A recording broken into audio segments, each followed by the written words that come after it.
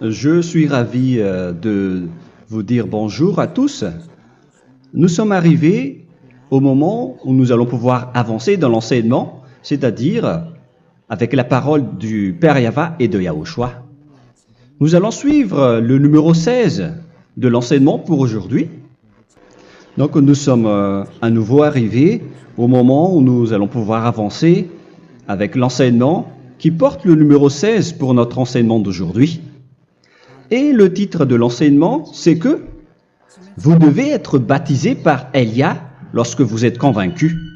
Et je vais continuer pour que vous soyez sauvés, pour que vous ne péchez plus. Justement, donc, vous devez être baptisé. Mais pourquoi devez-vous être baptisé? Pour quelle raison? Lorsque vous êtes vraiment convaincu, excusez-moi, la loi dit que il faut faire de toutes les nations des disciples et les baptiser après. Nous allons lire cette parole d'abord, qu'il faut faire de toutes les nations des disciples et les baptiser après, selon le livre de... Qui déjà? Marc. Attendez d'abord. Non, c'est Matthieu 28.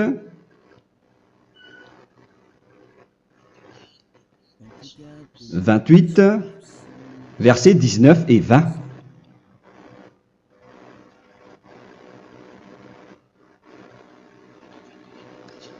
Matthieu 28, 19, 20.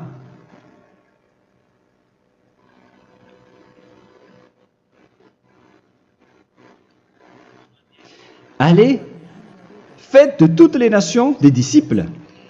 Ici, donc, il faut faire toutes les nations des disciples. Les baptisons au nom du Père, du Fils et du Saint-Esprit. Donc, à la fois, il faut les enseigner à observer tout ce que je vous ai prescrit. Donc, en enseignant une personne, c'est comme ce que Elia fait en ce moment. Après, donc, il faut baptiser cette personne qui est convaincue par l'enseignement.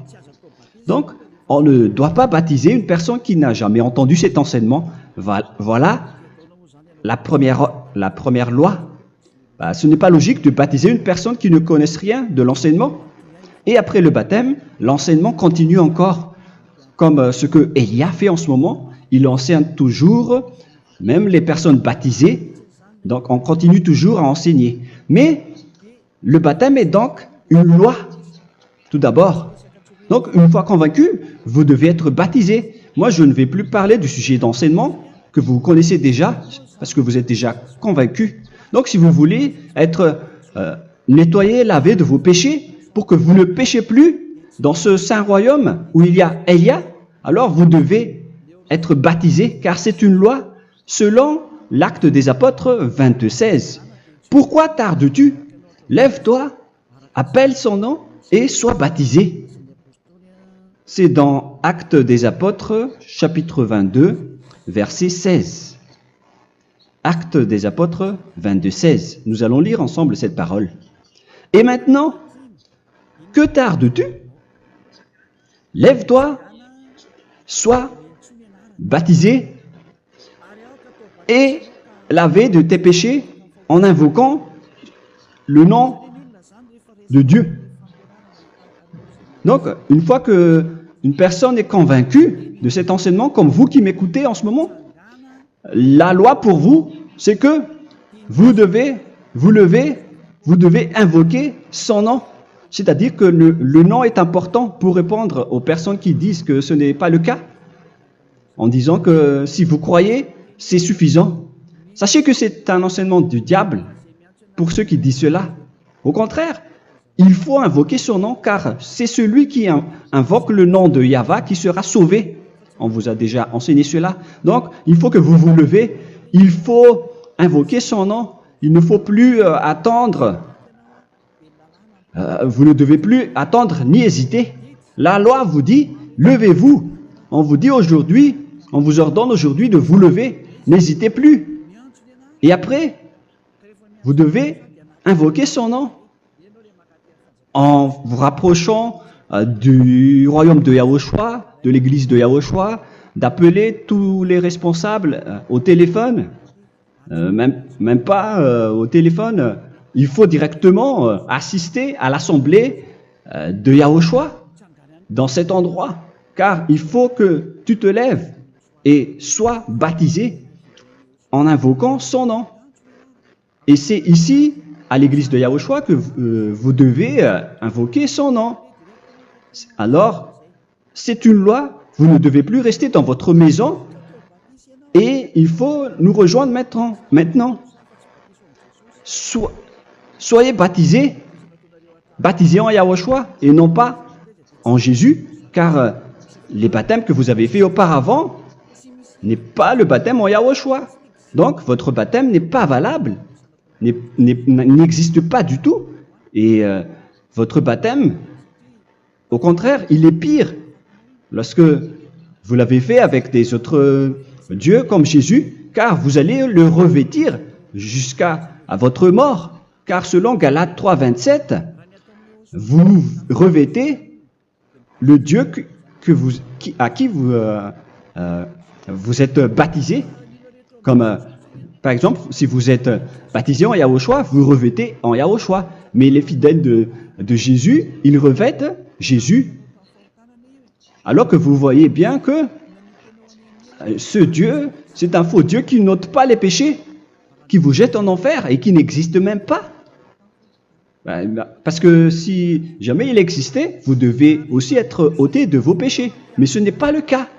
Vous revêtez un faux Dieu, un envoyé du diable. Pourquoi? Car tous ceux qui sont pécheurs viennent du diable. Nous allons donc lire la parole de Dieu à ce sujet dans Galates 3, 27 pour vous dire que c'est un faux baptême que vous avez fait. Donc si vous avez été baptisé en lui, alors vous allez être avec le diable jusqu'à la fin. C'est ce qui est pire avec votre baptême qu'il faut enlever et supprimer rapidement, car vous êtes avec le diable. Les pécheurs viennent du diable et ce faux Dieu, il vous rend toujours pécheur jusqu'à maintenant. Il vous encourage de rester pécheur non méritant. Ça vient d'où? Ça vient de qui? Ce faux Dieu-là, à ce sujet, ils viennent du diable, car les pécheurs viennent du diable. Ce faux Dieu qui n'existe même pas, ce n'est qu'un collaborateur du diable. C'est dans Galates 3, 27. Je vous donne la parole en vous disant qu'il faut fuir rapidement de cet endroit qui ne vous convient pas. Le dernier baptême, ce sera pour le 8 mars 2026 à Madagascar. Et après, il n'y aura plus de baptême ici. Galates 3, 27. Vous tous qui avez été baptisés en Yahushua, par exemple, alors vous avez revêtu Yahushua. Voilà la parole. Donc, si vous avez été baptisés en Jésus, alors vous revêtez Jésus. Comme avec votre dernier baptême, vous allez toujours revêtir celui-là. Et ce vêtement ne sera jamais ôté tant que vous ne vous rapprochez pas de Élia. C'est lui uniquement qui peut vous enlever de ce baptême, de ce Jésus qui vous rend pécheur. Un collaborateur du diable et qui vient du diable. C'est dans 1 Jean, pour vous dire, est-ce que vous pouvez toujours rester dans votre ancien baptême après tout ce schéma? 1 Jean, chapitre 3, verset 8. 1 Jean 3, 8. C'est où déjà?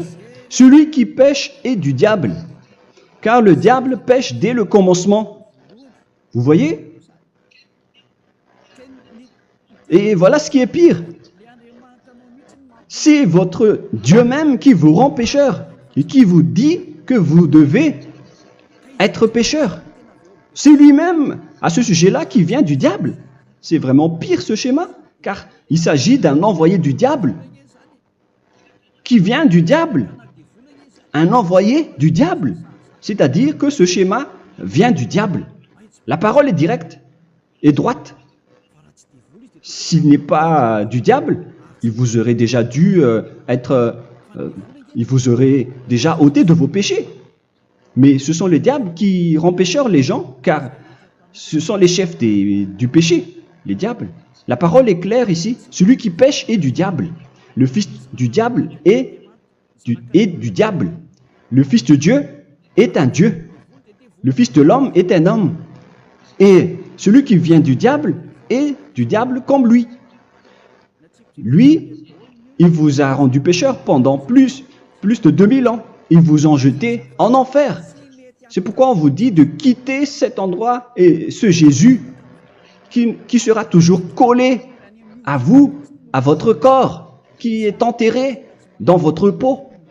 Vous ne serez jamais débarrassé de lui tant que vous ne vous rapprochez pas de Élia pour être baptisé en Yahushua, pour que ce sale vêtement venant du diable soit ôté de vous et qu'après vous allez être revêtu d'un nouveau vêtement qui est merveilleux, qui est Yahushua. Alors choisissez votre vêtement. Vous allez toujours être Jésus qui est déjà collé à vous, et une fois mort, vous irez en enfer, car il est déjà collé à vous. Soit vous l'enlevez directement à travers le baptême avec Élia. Le rendez-vous, c'est pour le 8 mars 2026. Vous allez être baptisé par Élia pour l'enlever, car ça n'existe pas du tout. C'est une tromperie pour vous. Ce n'est même pas un baptême. C'était le fait de faire entrer du diable à l'intérieur de vous. Si vous voulez être libéré de cela, vous devez vous rapprocher de Élia à travers le baptême pour que la parole soit bien placée dans Actes des Apôtres 22:16. Revoyons cette parole. Actes des Apôtres 22, quel verset déjà? 22:16. Voilà. Et maintenant, que tardes-tu? Lève-toi. Voilà l'ordre pour vous. Lève-toi, ne tarde plus. En invoquant son nom. C'est un ordre. Invoque son nom. Et sois baptisé et lavé de tes péchés. Car celui qui t'a rendu pécheur, c'est Jésus ou Jesus.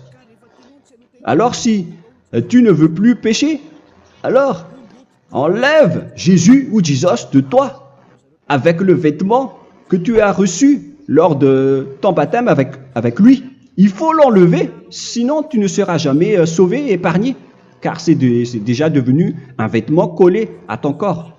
La seule solution pour toi, c'est de te rapprocher de Élia pour être ôté de tes péchés, car la loi est claire ici. Tu vas être lavé de tes péchés. Et c'est ici, dans cet endroit où il y a Élia, qu'il y a l'ôtement du péché. Pourquoi vous êtes ôté de vos péchés? Pour quelle raison?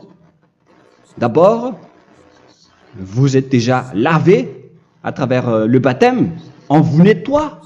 Et une fois nettoyé, une fois lavé, qu'est-ce qui se passe à ce moment-là? Pour que les gens ne pêchent plus en vrai. Car toutes les personnes qui sont baptisées en Yahushua revêtent Yahushua. Vous êtes mariés à Yahushua.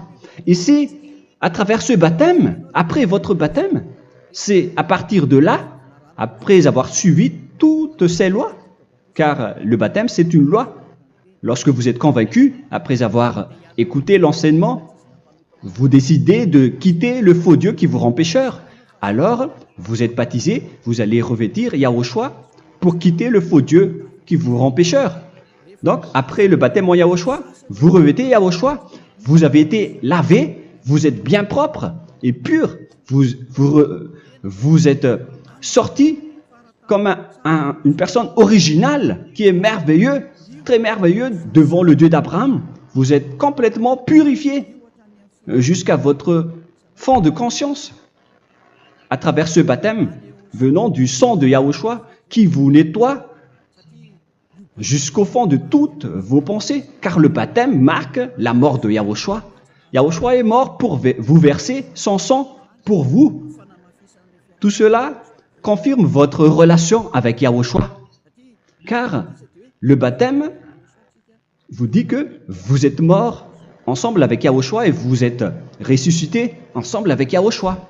Vous avez été enterré avec lui et vous avez été ressuscité avec lui dans la vie éternelle. Voilà la vie avec Yahushua et le baptême avec Yahushua.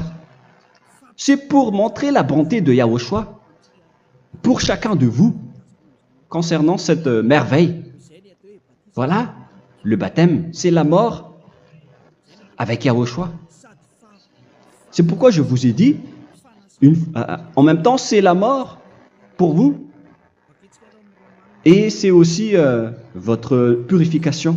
C'est dans Romains, chapitre 6, verset 4. Nous avons donc été ensevelis avec lui par le baptême en sa mort, afin que, comme Yahushua est ressuscité des morts par la gloire du Père, de même nous aussi nous marchions en nouveauté de vie. Donc, on était morts avec Yahushua à travers le baptême, et c'est après aussi que nous avons été ressuscités vers la nouvelle vie. Verset 5. En effet, si nous sommes devenus une même plante avec lui par la conformité à sa mort, nous le serons aussi par la conformité à la résurrection. Nous voyons bien ici que nous étions morts ensemble avec Yahushua à travers le baptême. Nous étions morts ensemble avec lui. C'est clair ici. On parle ici du sujet du baptême. Nous avons donc été ensevelis avec lui par le baptême en sa mort, mais pas avec autre chose. C'est clair alors à travers cette parole que c'est à travers ce baptême que nous allons avoir la même geste que Yahushua. Donc si vous voulez être ôté de vos péchés, vous devez entrer dans le baptême. Et une fois baptisé, la personne est intégrée directement au ciel des cieux. Mais il y a des étapes à suivre avant d'arriver là-bas, hein, ce que je suis en train de vous enseigner en ce moment, car l'objectif du baptême, avec la mort et la résurrection, et l'enterrement, après la fin de votre chemin, c'est le ciel des cieux. Et on parle de vous en tant que vivant. C'est dans Éphésiens chapitre 2, verset 6. Éphésiens 2, 6. Et il nous a ressuscités ensemble, c'est-à-dire ressuscités avec Yahushua après le baptême, et nous a fait asseoir ensemble dans les lieux célestes en Yahushua, c'est-à-dire au ciel des cieux. Voilà donc les avantages des personnes baptisées en Yahushua, ceux qui ne pêchent plus. Et l'objectif, les excuses, l'objectif, c'est d'accomplir la parole de Yahushua qui a dit « Ne péchez plus ». C'est ça l'objectif du baptême. Le baptême, c'est que vous n'allez plus jamais pécher. Selon la parole de Yahushua, qui se trouve où déjà? C'est dans Jean chapitre 8, verset 11. Jean 8, 11.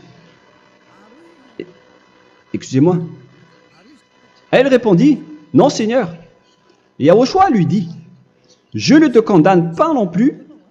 Va et désormais ne pêche plus. » Donc l'objectif de votre mort et de votre résurrection avec Yahushua, c'est d'arriver dans cet endroit où vous ne péchez plus. C'est la loi de Yahushua, la loi de la perfection que vous devez suivre. La finalité, c'est que vous ne devez plus pécher. C'est une loi incontestable, car c'est la justice en Yahushua. Il ne faut plus jamais pécher. Et c'est vraiment la vérité. Et il a même confirmé cette parole 2 fois, à 2 reprises, selon aussi Jean 5, 14, que nous allons lire également. Il a répété cette parole 2 fois. Depuis, Yahushua le trouva dans le temple et lui dit, « Voici, tu as été guéri. Ne pêche plus. » Excusez-moi. Ne pêche plus, de peur qu'il ne t'arrive quelque chose de pire. Donc il ne faut plus rappeler vos péchés, sinon le pire va vous arriver. Et vous voyez, vous, les personnes pécheurs qui m'écoutez en ce moment, où est votre finalité? Est-ce que c'est bien? Réfléchissez. Les personnes parfaites, ce sont les personnes qui ne pêchent plus. Contrairement à vous qui dites que vous êtes toujours des pécheurs qui ne méritent pas le ciel des cieux. Vous l'avez dit par vous-même. Mais maintenant, Élia vous appelle. Vous allez mériter le ciel des cieux si vous vous repentez et si vous acceptez le baptême en Yahushua. Pourquoi? Pour quelle raison? Car vous n'allez plus jamais pécher. Par quel moyen? C'est par le programme du Père Yahva. Car une fois que la personne est baptisée, la personne boit le Saint-Esprit. Il y a donc un esprit qui va être approuvé, qui va être bu, comme une source illimitée dans son ventre, selon la Sainte Écriture. C'est dans Jean chapitre 7, si je ne me trompe pas. Où se trouve ce verset, les enfants? Si vous le trouvez, la parole qui parle de la source qui est illimitée, c'est dans Jean 7, 37 que nous allons lire ensemble. Le dernier jour, le grand jour de la fête, Yahushua, se tenant debout, s'écria, « Si quelqu'un a soif, qu'il vienne à moi et qu'il boive. » Verset 28. « Celui qui croit en moi, des fleuves d'eau vive couleront de son sein, selon, comme dit l'Écriture. » Il y aura donc de l'eau vive qui couleront dans son ventre. Verset 39.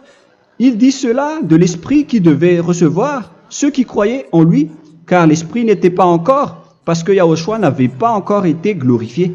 On reçoit donc un Esprit venant de Yahushua pour ceux qui le croient et qui sont baptisés. Et on le reçoit vraiment lors du baptême. C'est dans le livre de 1 Corinthiens que nous allons lire, dans le chapitre 12. Quel verset déjà? On doit chercher un peu. 12 et 13. 1 Corinthiens, chapitre 12, versets 12 et 13.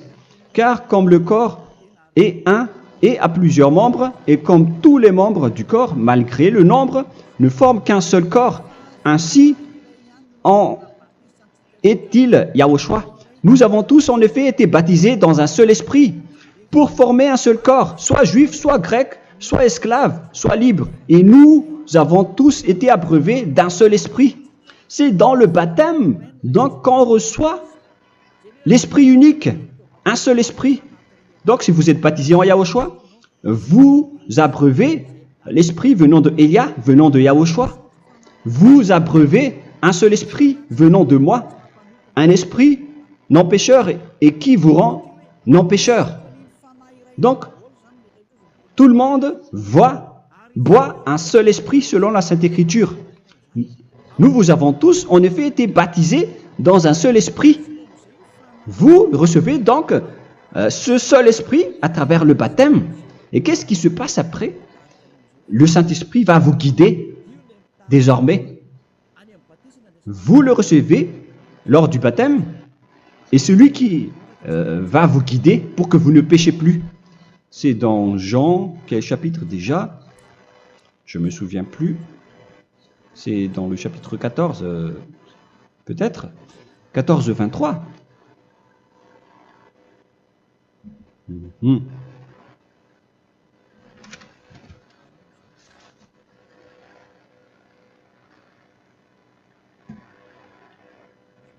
Où il est passé déjà? La parole qui parle de l'esprit qui nous guide. Mais je ne me souviens plus lorsqu'on en a besoin. Où est cette parole, les enfants? Où se trouve cette parole? Oui, c'est 14, 26. Jean, chapitre 14, verset 26. Mais le Consolateur, l'Esprit Saint, que le Père enverra en mon nom, vous enseignera toutes choses et vous rappellera tout ce que je vous ai dit. La parole de Dieu précise bien ici que le Saint-Esprit, qui est le consolateur, à la fois donc il est consolateur, il est envoyé par le Père en mon nom, il vous enseignera toutes choses et vous rappellera tout ce que je vous ai dit. C'est le Saint-Esprit donc qui vous enseigne, qui vous guide avec toutes les choses que vous avez besoin dans votre relation avec Yahushua. C'est lui qui est le vrai enseignant, le vrai guide, qui vous guide dans votre chemin. C'est dans Jean 16, 13, peut-être. C'est dans Jean 16, 13 que nous allons lire ensemble. quand le consolateur sera venu, l'Esprit de la vérité, il vous conduira dans toute la vérité. Il vous conduit, il vous guide, il vous enseigne en même temps. Et à quel moment vous allez faire du mal à ce moment-là? Car en tant que consolateur, il vous frappe, il vous gronde. Il vous gronde à travers votre esprit, à travers votre conscience. Et c'est vraiment dur. Hein. Vaut mieux être attrapé par un taureau que d'être attrapé par sa conscience. Donc c'est à travers votre conscience qu'il vous guide. Mais si vous ne voulez pas être consolé ni conseillé, si vous ne voulez pas être corrigé, vous revenez vers le mal, 7 fois plus de mal. C'est pourquoi les gens quittent Yahushua, car ils ne veulent pas être consolés et guidés par le Saint-Esprit venant de Yahushua. C'est pourquoi les gens quittent et abandonnent Yahushua, car ils veulent toujours continuer à faire du mal. Mais si une personne veut vraiment être avec Yahushua, avec son cœur, cette personne ne sait plus faire aucun mal. Il ne sait plus faire ça, car elle est déjà guidée par le Saint-Esprit. Quels sont alors les fruits du Saint-Esprit, le résultat du Saint-Esprit avec une personne? Mais le Saint-Esprit existe bien, ainsi que ses résultats. Voilà. Nous allons voir d'ailleurs les fruits du Saint-Esprit. C'est dans quel verset, les enfants? Je ne me souviens pas non plus. Je vais également donc la rechercher. Nous allons voir un peu les fruits du Saint-Esprit que je vais rechercher rapidement et rechercher un peu. Celui ou celle qui le voit en premier, vous me le dites directement la réponse.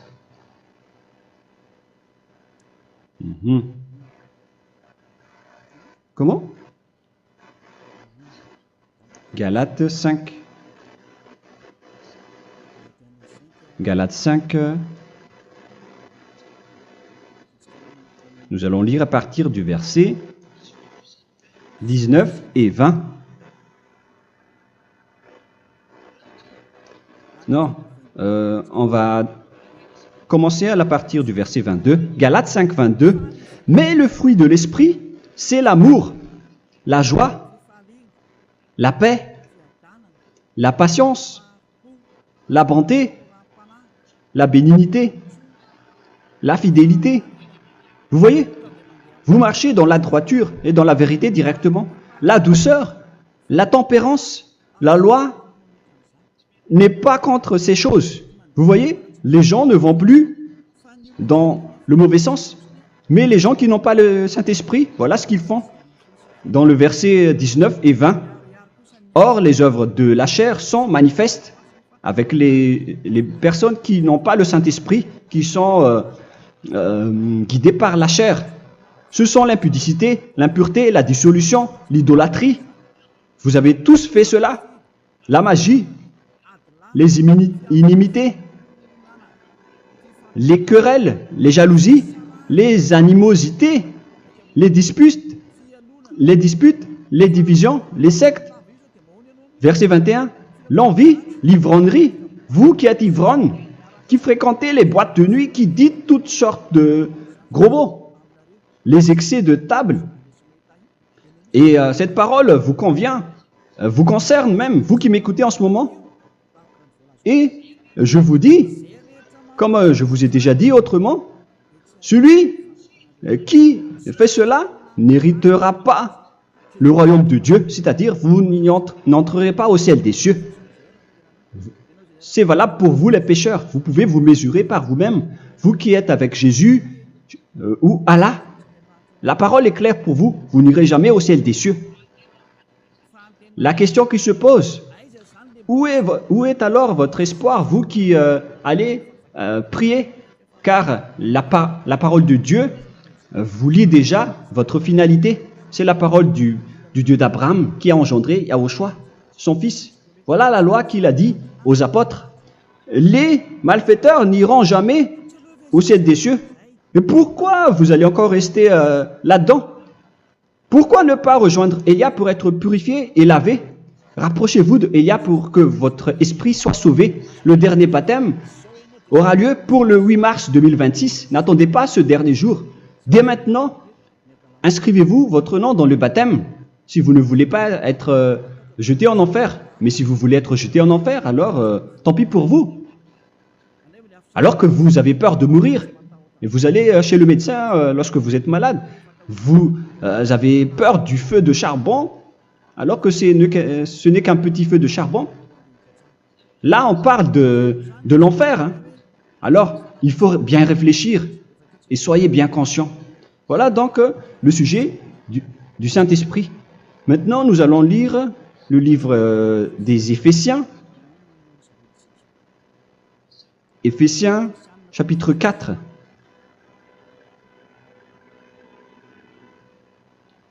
À partir de quel verset?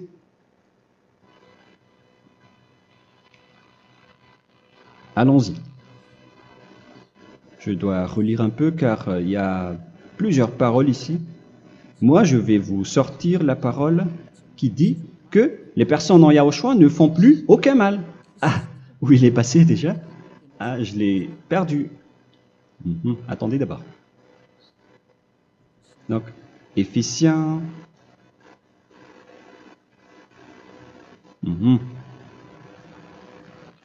C'est dans le chapitre 5, on dirait. Et nous allons voir tranquillement. Mais nous allons voir dans Galates 5,16 d'abord. Je dis donc, marchez selon l'esprit, et vous n'accomplirez plus les désirs de la chair. C'est-à-dire donc que vous devez être baptisé, car sans le baptême, vous n'aurez jamais le Saint-Esprit. Verset 17. Car la chair a des désirs contraires à ceux de l'esprit, et l'esprit en a des contraires à ceux de la chair. Ils sont opposés entre eux, afin que vous ne fassiez point ce que vous voudriez. L'esprit et la chair s'opposent toujours. Alors il faut suivre l'esprit maintenant pour aller au ciel des cieux. Et voilà donc la suite de la parole. Éphésiens 4:21. Si du moins vous l'avez entendu, et si vous, conformément à la vérité qui en est en Yahushua, c'est en lui que vous avez été instruits à vous dépouiller, eu égard à votre passé, du vieil homme qui se corrompt par les convoitises trompeuses, à être renouvelé dans l'esprit. Donc l'esprit travaille et va dans votre conscience et dans votre intelligence, et à revêtir l'homme nouveau créé selon Dieu dans une justice et une sainteté qui produit la vérité.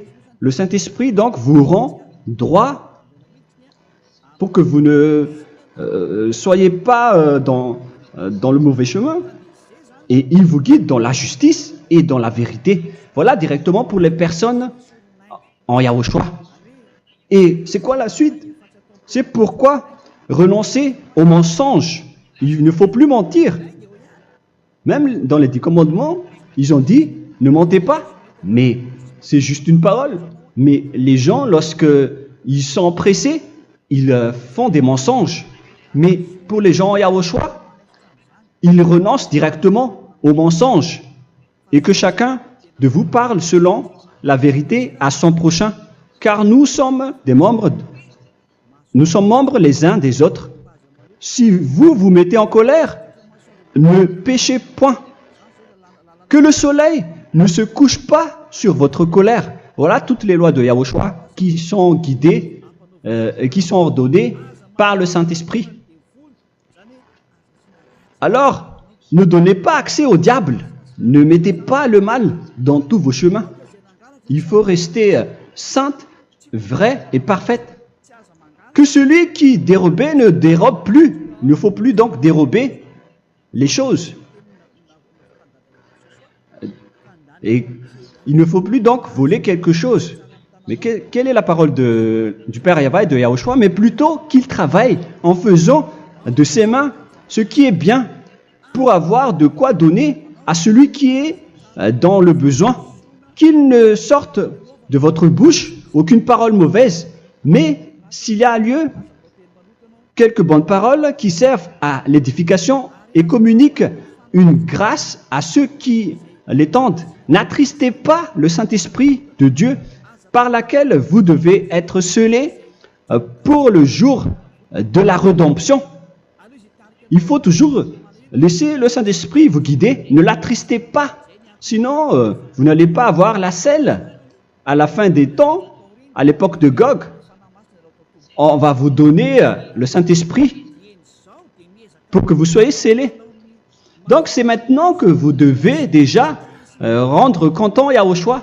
Ne laissez pas de mauvaises traces dans votre chemin et ramenez l'amour de Yahushua vers chacun de vous pour que vous soyez pour que vous seriez scellés pour avoir le Saint-Esprit que vous avez vraiment besoin pour le dernier combat dans les fins des temps. Que toute amertume et toute animosité, toute colère, toute clameur, toute calomnie, il ne faut pas retenir et garder la colère. Toute calmeur, toute calomnie et toute espèce de méchanceté, tout ce qui est rancune, ni rancœur. Il faut arrêter tout cela. Mais c'est différent de gronder une personne. On parle ici des personnes qui est en colère sans raison. Mais lorsque vous grondez, vous n'allez pas dire à votre enfant « Mon enfant, ne faites pas ceci, ne faites pas cela ». Au contraire, si vous faites cela, votre enfant va danser devant vous. Donc, voilà ce que je veux vous dire. Il faut que vous enlevez toute calomnie et toute espèce de méchanceté. Voilà donc les lois de Yahushua qui sont sorties à travers le Saint-Esprit. Moi, je vous donne des échantillons, mais ce n'est pas au complet. Hein. La loi de Yahushua sont illimitées à travers le Saint-Esprit en fonction des circonstances et de la situation pour que vous n'attristez pas le Père Yahva et le Yahushua. Que toute amertume, verset 32, soyez donc bons les uns envers les autres, Éphésiens 4, 32. Compatissant, vous pardonnant réciproquement. Donc, il faut que vous pardonnez votre ami si jamais il y a eu un petit problème. Laissez ça de côté. Il faut que vous vous pardonnez, mais il ne faut pas que vous allez recommettre des péchés après. Hein. En Yahushua, lorsque vous vous pardonnez, après il n'y a aucune rancune, comme lorsque Yahushua vous a pardonné. Mais ce n'est pas que vous allez encore revenir dans le péché. Non, non, non. C'est dans Hébreux 10, 26 qui parle des péchés volontaires. Hébreux.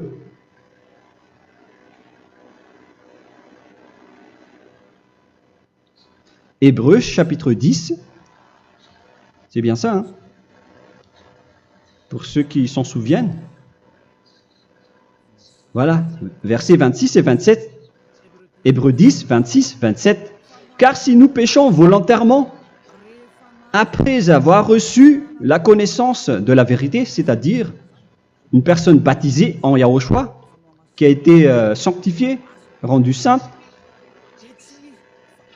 il ne reste plus de sacrifice pour les péchés, mais une attente terrible du jugement et l'ardeur du feu qui dévorera les rebelles. Donc, vous qui parlez que vous devez toujours commettre des péchés, voilà ce qui vous attend, parce que vous péchez volontairement. Donc, si vous péchez volontairement, alors une attente terrible du jugement et l'ardeur d'un feu va vous dévorer. Vous allez affronter la colère et le jugement avec un ardeur de colère d'un feu qui va vous dévorer. En tant que rebelle, on va vous détruire vous les ennemis, vous qui péchez volontairement. Est-ce que vous n'êtes pas encore conscient après cette parole? Vaut mieux être baptisé en Yahushua avec Elia, et après vous n'allez plus jamais pécher. Alors à vous de réfléchir, car on vous a trompé auparavant jusqu'à maintenant. On va revenir à la parole de tout à l'heure. Donc que chacun pardonne son ami et pardonnez-vous comme ce que Yahushua vous a pardonné. Voilà donc les personnes en Yahushua ne pêchent plus. Nous allons donc continuer avec le verset 5. Éphésiens chapitre 5 plutôt. Je vais encore continuer car j'ai besoin que vous l'écoutez. Éphésiens chapitre 5 verset 1. Devenez donc les imitateurs de Dieu comme des enfants bien-aimés et marchez dans la charité. Le fruit de l'esprit, c'est de l'amour, on vient de lire, à l'exemple de Yahushua qui nous a aimés et qui s'est livré lui-même à Dieu pour nous comme une offrande et un sacrifice de bonne odeur. Verset 3. Regardez ces lois. Que l'impudicité, qu'aucune espèce d'impureté et que la cubicité ne soit même pas nommée parmi vous, ainsi qu'il convient à des saints. C'est bien clair alors ici qu'il ne faut pas faire l'impudicité ou parler de tout ce qui est adultère, impudicité, qu'aucune espèce d'impureté, tout ce qui est impur, l'abomination, la profanation et tout ce qui parle autour de ce sujet, n'en parlez jamais. Et que la cupidité ne soit pas nommée parmi vous, ainsi qu'il convient à des saints, y compris l'impudicité, l'abomination. Même juste en parler, ce n'est pas autorisé. Vous voyez que c'est vraiment différent. Lorsqu'on est en Yahushua, la cupidité, c'est-à-dire parler dans le dos des autres, qu'on n'entende ni parole de déshonnêteté, ni des propos insensés, ni des plaisanteries, choses qui sont contraires à la bienséance, qu'on entende plutôt des actions de grâce, car sachez qu'aucune impudique ou impure ou cupide, c'est-à-dire idolâtre, n'a d'héritage dans le royaume de Yahushua et de Dieu. C'est-à-dire, il ne faut pas s'allier avec les malfaiteurs.